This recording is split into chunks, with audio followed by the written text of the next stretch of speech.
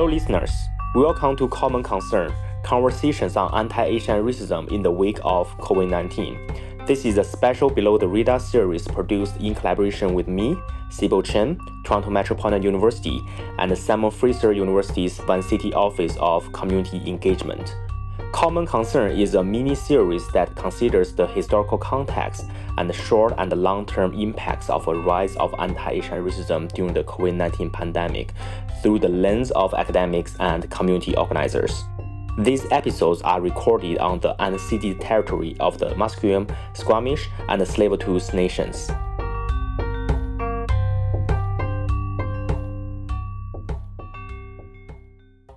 In this episode, I am joined by Professor John Price from University of Victoria, who leads the Canada-China Focus project. We discuss how Canada-China Focus debated in ways that can intensify anti-Asian racism and xenophobia, and how Canada-China Focus works to reframe public conversation. We use Price's submission to the public inquiry into foreign interference as a standalone case to think through how security discourse can produce racialized harm, and we close by reflecting on what Prime Minister Mark Carney's January 2026 visit to Beijing signals for the next phase of Canada-China relations, and what short and long-term work is needed to sustain anti-racist public awareness alongside serious foreign policy debate.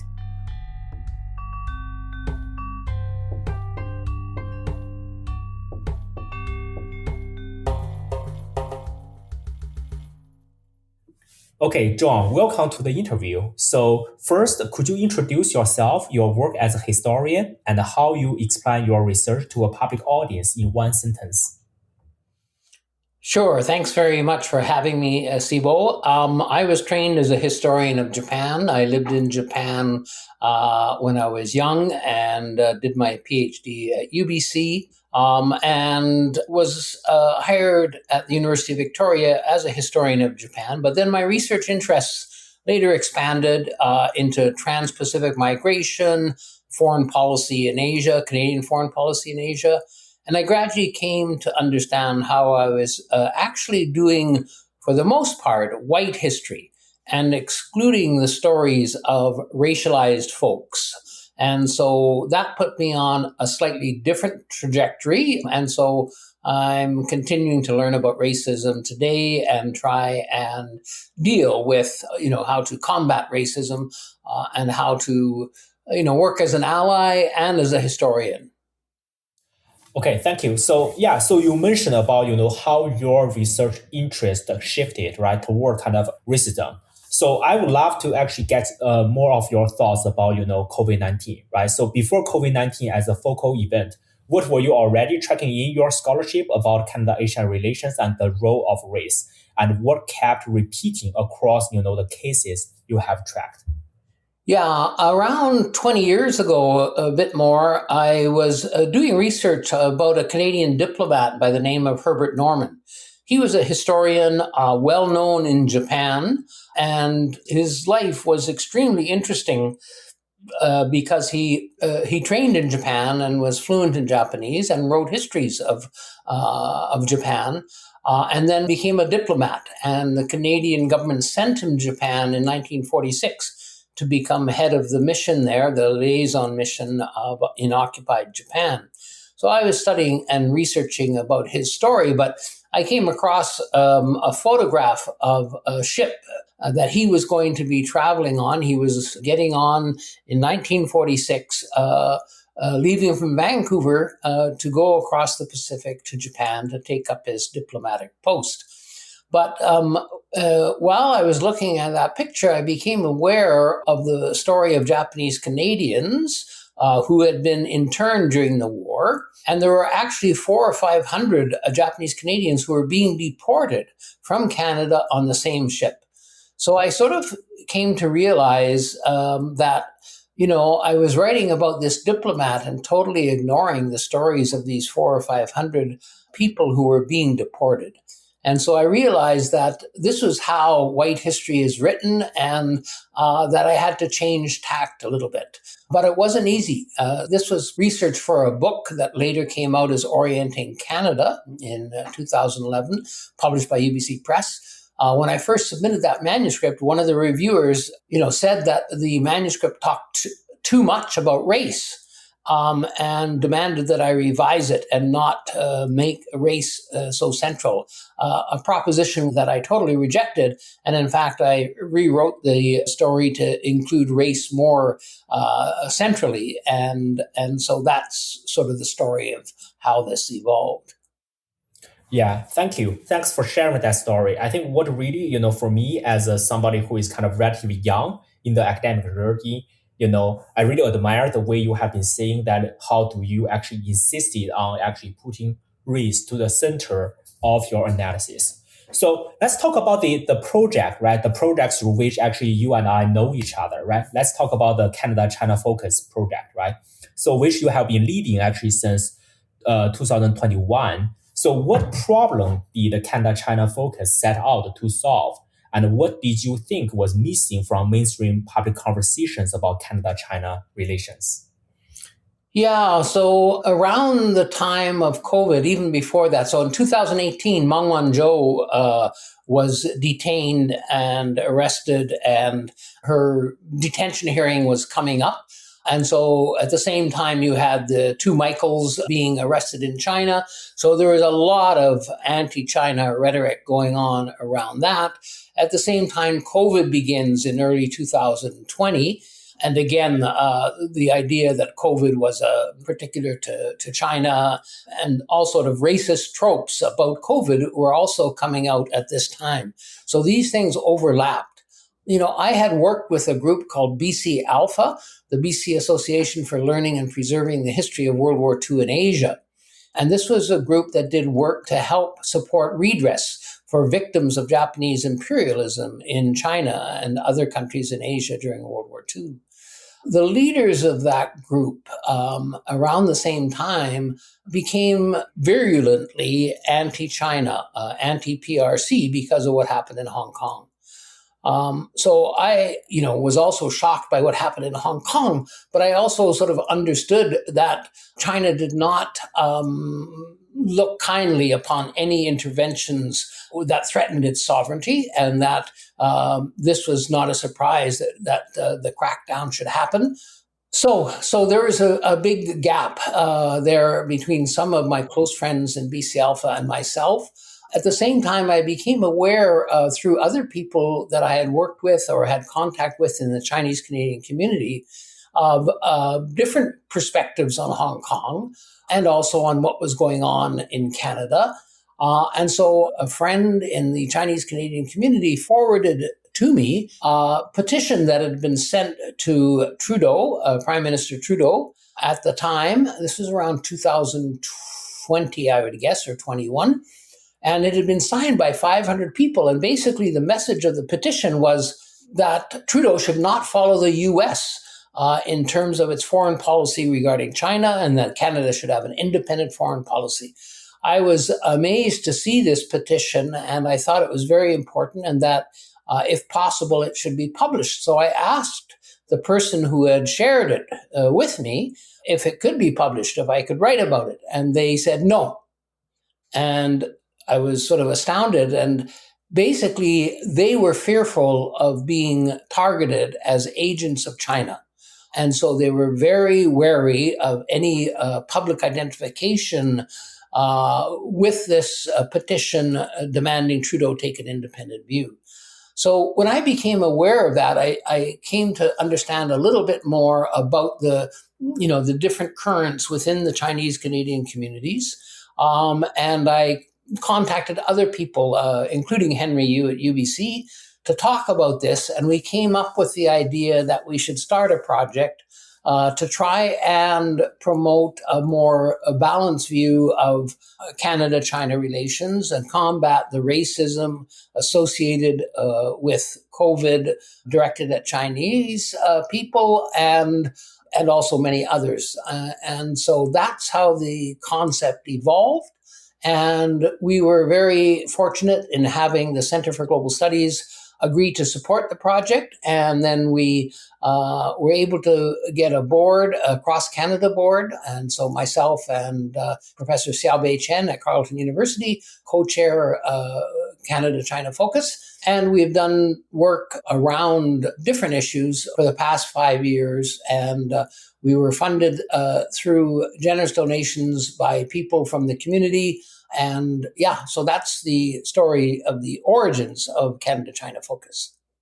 Thank you. I think one issue particularly highlighted actually by the work, right? So I've been following, the work by Canada-China Focus for a very long time. One thing in particular I have been very impressed is the fact that, CCF explicitly links Canada-China discourse to domestic anti-Asian racism and xenophobia. So in your view, what are the key mechanisms that connect foreign policy talk to racialization at home?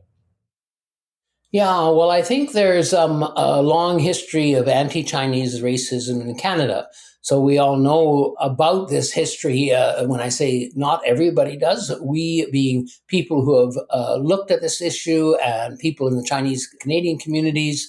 And so, thanks to the work by organizations such as the Chinese Canadian Historical Society and many others, we've had a better understanding of that history of racism. And so this was sort of the background. And what we realized is how this history of Chinese racism wasn't dead. It wasn't even in the past, how it was latent and could be mobilized against people of Chinese heritage in different and complex ways. And the demonization of China, for example, just looking at one dimension of China, sort of essentializing China as being, engaged in genocide towards Uyghurs or being repressive, etc. These sorts of unilateral or unidimensional portraits of China tended to feed into the fear of things Chinese and could be mobilized, to further demonize and amplify anti-Chinese sentiments. And so we saw that happen with COVID, and we saw it happen with Meng Wanzhou. And then, the government began their prolonged process of demonizing and developing institutional measures against, for example, Chinese Canadian professors who were engaged with scholars in China, with Chinese Canadian communities, the false accusations in Montreal of community groups hosting Chinese police stations, right? All of these things sort of fed into fears of China, things Chinese, and amplified the anti-Chinese sentiment, latent anti-Chinese sentiment, and mobilized it into an actual institutional tool to promote racism and discrimination of Chinese Canadians. So that was sort of the mechanism. There's different, aspects to that. And Professor Xiaobei Chen and others, Senator Yan Pao have talked about the racism that has been associated with the Canadian government policies and how that's led to the discrimination against themselves, but also many others. And so one of the things we did at the beginning was to work particularly with Chinese Canadian professors in universities, because they found themselves to be the target, right, of new security measures inside the university that were basically promoted by Canadian CSIS working with the Central Intelligence Agency of the United States. Thank you. Yeah, I think a lot of the harassment and surveillance actually experienced by Chinese professors in Canada actually reminds us, right, of the Chinese Exclusion Act, and that's also an issue that CCF had worked on. So CCF had a project called 1923, and in that project, it framed the Chinese Exclusion Act era as a history of the president. So what does that lens help listeners understand about backlash circles and their recurrence? Yes, well, we became aware, in 2022, that 2023 would be the 100th anniversary of the 1923 Exclusion Act. And we also became aware that, for example, Senator Yen Pao was organizing to hold a commemoration in Ottawa in the Senate chamber to mark the 100th anniversary. And so we thought it was important to look at this not only as something that happened in 1923, then the Exclusion Act being passed at that time, but also, we understand that it was then overturned in 1947. The Chinese Exclusion Act was put, to an end, but the racism continued. And so we wanted to be sure that we didn't put the 1923 Exclusion Act into a chapter of past history, but rather wanted to show how that history continued right up to the present. And so we worked with scholars and activists to put together a history that went from before 1923, from the origins of Chinese contact here in Canada, beginning with Indigenous peoples, but then looked at the discrimination that arose and how it continued and changed over time because of the struggles of racialized people, Chinese Canadians and many others, and how that had an impact but didn't end the racism, and so that the racism could be mobilized again.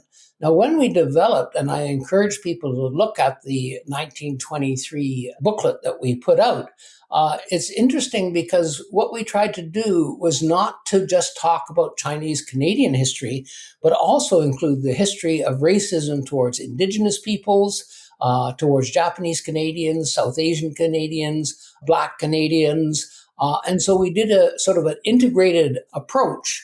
We adopted an integrated approach to look at how the racisms that were taking place had impacts right across the board, and that the 1923 Exclusion Act was emblematic of a larger problem of racism that was right throughout Canadian society and that was never properly addressed, even though the Exclusion Act itself was overturned in 1947. Yeah, thank you. Yes, definitely. Of course, I would echo what you said there, right? So encourage actually our listeners actually go to the Canada China Focus Group's website and actually click the tab on 1923 actually to further check out a lot of the amazing work that, they have been doing. So I want to follow up on that, right? Because this was the kind of the project you did back in 2022. And later, actually, in 2024, you submitted evidence to the whole Commission on Foreign Interference. And a central concern in your submission is harm to people racialized as Chinese through suspicion and policy drift. So what are the most predictable pathways through which security discourse becomes racial profiling, especially in polarized periods like what we are right now?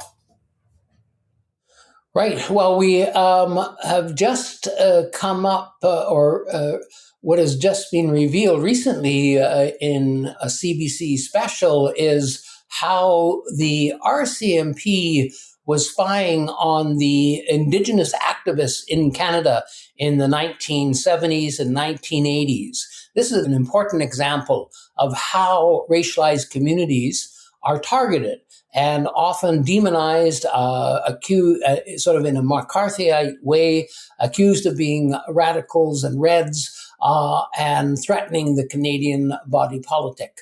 That was an example that continued and even continues to this day. And in terms of the Hogue Commission, prior to the Hogue Commission, you had the appointment of the former Governor General, David Johnston, to do an inquiry into foreign interference. And the fact is that this arose out of a consensus in Parliament, an unfortunate consensus that included the NDP, unfortunately, to sort of demonize China. And so as a result, the government felt it had no alternative but to appoint David Johnston to investigate foreign interference. When that first happened, we were quite alarmed because we thought it was a classic example of red baiting and trying to, smear people who were activists in various communities, Chinese, Canadian communities, and otherwise, as sort of agents of China, as they had done in the McCarthyite period, smearing people as agents of the Soviet Union. So we started a petition, and that petition quickly gained like over 1,000 signatures across the country that basically said that the foreign interference inquiry that Johnston was heading up was dangerous and could lead to scapegoating, demonization, and red baiting, and that we demanded the government, stop that sort of activity. And that was an important step at the time because so many people came to understand what Canada-China Focus was doing. Then Johnston brought in his report, and unfortunately, again, the NDP, in this case led by Jenny Kwan, refused to accept the Johnston report and demanded instead a public inquiry. And that was passed, a resolution was passed in Parliament, and as a result, the Johnston report was shelved, and instead the government set up this public inquiry under Justice Hogue. So we see the evolution of this process. The Hogue inquiry, I wrote to them because I had been working on this issue for a number of years, and I had also tracked the origins of the demonization of China and Chinese Canadians back to a collaboration between CSIS and the CIA that had begun, a number of years earlier. And it was very blatant, the CIA interference and how CSIS aggressively adopted U.S. positions towards China. And then the head of CSIS met with Justin Trudeau twice in 2018 to demand that the government crack down. So that was the background. The Hogue Commission, I submitted fairly long, I think about 5,000 word piece to them, documenting the problems that had been that had arisen because of the foreign interference accusations. And also the foreign policy changes that were taking place and how this was leading to, for instance, the Canadian military dispatching armed forces to Okinawa from where they were patrolling in the South China Sea, provoking China, or patrolling up towards North Korea, supposedly to enforce sanctions that were actions that were not endorsed by the UN.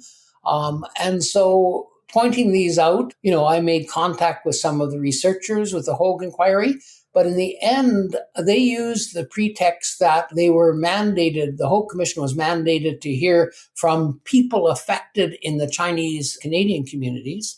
And so they basically shelved my intervention and they didn't even post it as part of the proceedings. So I was disappointed about that. But on the other hand, we were able to put out a publication through the Center for Asia Pacific Initiatives that really documented everything that had been going on. So that was sort of what we did with the Hogue Commission. At the same time, a slightly different angle, but also very important, was in working with Chinese Canadian professors who felt they were being targeted by different measures, research restrictions. We worked with them, but also with the Canadian Association of University Teachers, who had taken a very good position on these questions of foreign interference, and who CAUT emphasized the importance of academic freedom and the ability to research and do collaboration internationally. And we worked with the CAUT and set up an advisory group of Chinese Canadian professors to help CAUT find a path through this maze of incredible anti-China measures that were being adopted. The other experience that came out of that was we also came to realize that we were reacting and trying to keep track and respond to the litany of government measures and the media propaganda. And we realized in some ways that it was a never-ending cycle and that we could not really win that battle because we were a small project. We had limited resources compared to the government and the mainstream media, etc. And so after the Hague Commission, we began to sort of reorient our work towards looking at how we could demonstrate what appropriate Canada-China relations should look like. And so we began to look at more positive steps, including, sponsoring student delegations to go to China, doing activities related to peace in the Pacific. In other words, mobilizing positive actions to deal with the situation and not trying to run around, put out every fire that was erupting because we could never keep track or keep up to all the things that were happening. Yeah, thank you. Thank you for all the elaboration there. So my next question for you is kind of in line with what you have said, right? So because I think you have really kind of elaborated all of the concerns really well. But if you want to translate everything you said into a concrete decision rule for policymakers or for journalists covering foreign interference, so what that suggestion would be? So if you are going to advise, say, policymakers and journalists, say, this is the way to cover, Canada-China relations, what would be your suggestions? Well, I think there's a couple of things to that. One is they have to listen to diverse views in the community. Unfortunately, the mainstream media in particular became focused on voices of dissent, people, Hong Kong activists and Uyghur activists, whose voice should be heard. But whose are not the only voices that need to be listened to. And so I would advise that media and government listen to the diverse range of views within the community and be careful about how they approach that. Because as I mentioned, once this demonization starts, people become fearful. And so those that are making the most noise are the ones who perhaps have the least to lose, whereas those who are feeling discrimination and are feeling targeted tend to be silent. So how do you get to listen to those voices, right? How do you tease out and create a situation when those voices also can be heard? So that's the first thing. It's the understanding the importance of diversity of views. I remember there was one case of this that came up with a CBC reporter who, was criticized for, one-sided approach to coverage of China and what was going on in Parliament. And his response was, well, listen, these are Chinese Canadian politicians who are putting this forward. I'm listening to them. This is not my views, it's their views, right? And he completely eliminated any understanding of the diversity that exists within communities. And so that's the first thing, is understanding the importance of diverse voices in the community. And secondly, I would advise reporters that they have to understand the history of Canada, and that in a situation like this where China has always been targeted in different ways by the mainstream body politic in Canada, particularly from British Columbia. The racism was incredible. And so it's absolutely natural that many people in the Chinese Canadian community feel an affinity to China, the People's Republic of China. And this is similar to what happened in the early 1800s, 1900s. Chinese Canadians saw the discrimination and they wanted help from the Republic of China to put pressure on the Canadian government to stop the discrimination. And so many people in the Chinese Canadian community have an affinity, both because of, their ancestors come from China, but also because they see China can act as a counterweight to the US to some extent.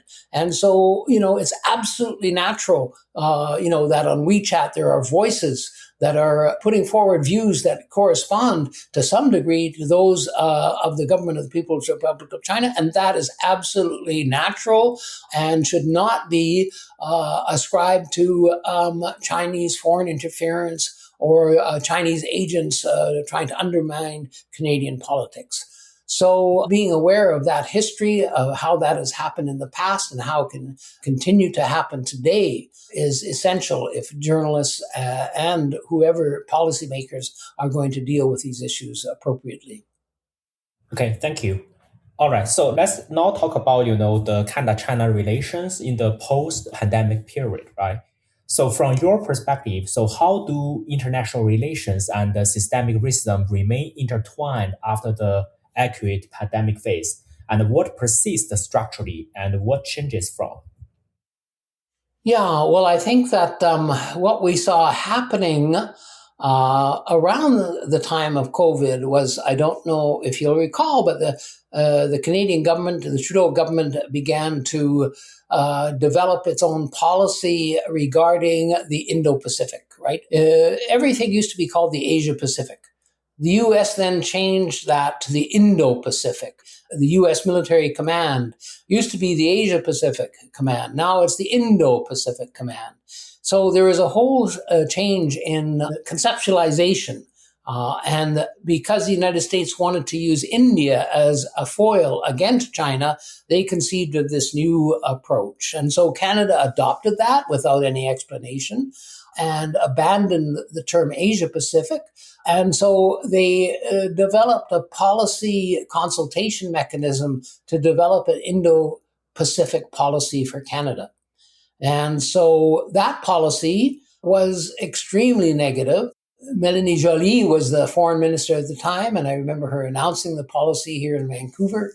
And basically, it was targeted China. It said China was a troublemaker, could do nothing positive, and how Canada had to build relations with other Asia-Pacific countries, including Japan, South Korea, Southeast Asian countries, India, all of this basically to exclude and to isolate China. And that was the policy. Unfortunately, a large number of academics in this country participated in that. Often they had to get CSIS clearance to participate as advisors to the government. And so they became part of the problem, where they became entwined into the whole anti-China process. So that, really set the tone for a number of years. And then eventually things began to shake up, with the election of Trump. Not everybody, agreed with the Canadian policies. Not everybody in the NDP agreed with their policies. And so, for example, we were able to have good conversations with a number of people who saw a different vision of Canada-China relations. And so we began to work with them, again, to articulate a more positive approach. I should say from the beginning in dealing with these issues, it's not to say that China is any sort of paradise. It's neither a paradise nor is it hell on earth. It's a country, and it has lots of problems and challenges, just as Canada does. And so there needs to be criticism, but in an atmosphere of overwhelming demonization, how those criticisms are articulated is extremely important. And so I think that we gradually began to see a change in tone after Biden was defeated and Trump was elected, which is a terrible thing to think about in the sense that, Trump has been playing nice with China while bombing the hell out of Gaza with Israel, now Iran. Trump, attacked Venezuela and is strangling Cuba. And, it's terrible to think what the Trump foreign policy is doing around the world. But nevertheless, what happens is that Trump's attacks on Canada, his threats to make it the 51st state, begins to sort of create a different mindset. And all of a sudden, we see in public opinion polls that the public opinion towards China, the attitudes are changing, and there's a more positive attitude towards China in light of Trump and what he's been doing, both in regards to Canada, but also in the Middle East and in Venezuela, etc. And so we see the public atmosphere begins to shift, and we see Trudeau eventually forced out and Carney coming to power. It's not at all clear where things were going to go when Carney was first brought in as leader of the Liberal Party. He still had hawks who were anti-China hawks, very much part of his entourage. I remember hearing ministers still talking about the 100% tariff on Chinese EVs and how that was going to be Carney's policy. But in fact, we see that as 2005 5 went along, that began to change. And so Carney began to take a more pragmatic view. But having said that, there are still important limitations to what Carney is willing to do in regards to opening up and developing a more positive relationship with China. Where that will go is yet to be seen. I think obviously his trip to China was a positive development. The decision to revoke the 100% tariffs on Chinese EVs was also important, although there are still restrictions. But it was the beginning of a recalibration. I was in China in the fall last year in 2025 and met with people from the Chinese embassy who indicated in our discussions with them that there was a recalibration taking place. And I think that continues. It's hard to say what's going to happen because there's a ferocious battle taking place within the policymaking community amongst the ruling elites in Canada, who economically see no other choice but to remain integrated with the U.S. We see hawks who want to develop a defense state, a military-industrial complex in Canada that can only be an asset to the U.S. military. And so we see Carney also adopting policies in terms of hyper-exploitation of resources, and damaging Indigenous communities once again, something that's happening also in British Columbia. And so how this is going to play out remains to be seen, but there are lots of people who are working to make sure we are able to withstand the U.S. influence. And so we have an opportunity to do some things. And I thank you, Sibo, for this opportunity to talk about these things in this podcast. Thank you. I think you actually, from your recount, actually you mentioned something very important, right? From, Carney's recent visit to Beijing, right? Because I think for a very long time, right? So many analysts describe Canada as constrained by US-led security architectures and broader US power in the Asian Pacific. So in your opinion, right? So how do you conceptualize that constraint? So what is Canada actually caught between, and what could genuine policy independence require? Yeah, well, I think that we have to stop participating in U.S. war games in the Pacific. We have to stop participating in the patrols in the South China Sea, and we have to build relations with countries independently from the United States. And I think that we're already so integrated with the U.S. through NATO, through NORAD, and in the Indo-Pacific policies that have been adopted by the government. How to shift that? An important indication will take place this summer because every 2 years the U.S. organizes war games called the RIMPAC, Rim of the Pacific War Games. And Canada has always participated in those. A good signal would be to withdraw or to minimally participate in those activities to give a signal that we are not willing to accompany the U.S. in its terrible aggression in the Asia Pacific in any way that is similar to what it has been doing in the Americas and in the Middle East and elsewhere. So I think there needs to be signals on the part of the government that it's willing to take this independent course. And yeah, we'll see. We're working towards that and are promoting an independent course militarily.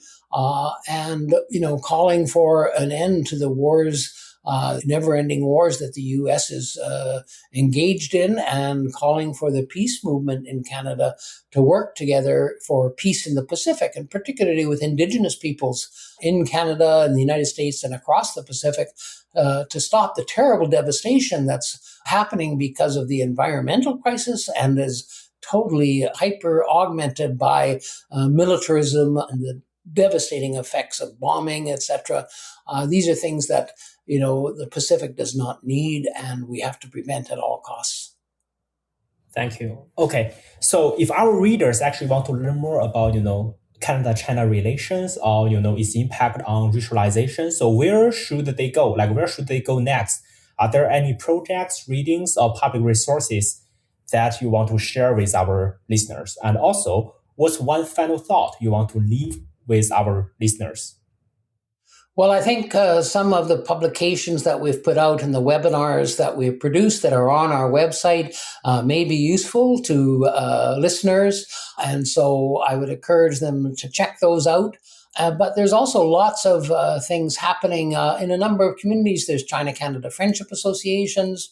I think paying attention to people that are advocating a more peaceful road of collaboration and mutual beneficial relations with China, people like Don Davies, Senator Yen Pao Wu, and others, they are publishing a lot on this topic or have spoken on this topic. Don Davies' speech from last year is posted on our website, and we did a webinar with Don Davies. So there's lots of material out there for those that are interested. I encourage people to sign up for the Canada-China Focus newsletter that comes out twice a month, and you can do so on our website. So we look forward to working with people at different levels to promote healthy relations with China that are based on mutual interests and also respectful engagement, which includes engagement on controversial issues and putting forward criticisms when necessary. Okay, thanks. Thank you so much, Ron, to joining this episode. And thank you, our listeners, to listen to Below the Radar.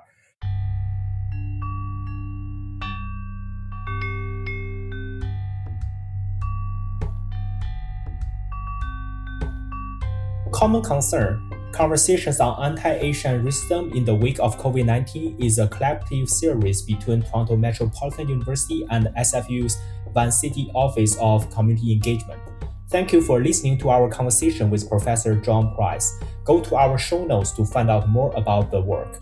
If you would like to learn more about SFU's Vancity Office of Community Engagement, you can check out our podcast, Below the Radar. Thanks for listening, and see you next time on Common Concern, Conversations on Anti-Asian Racism in the Wake of COVID-19.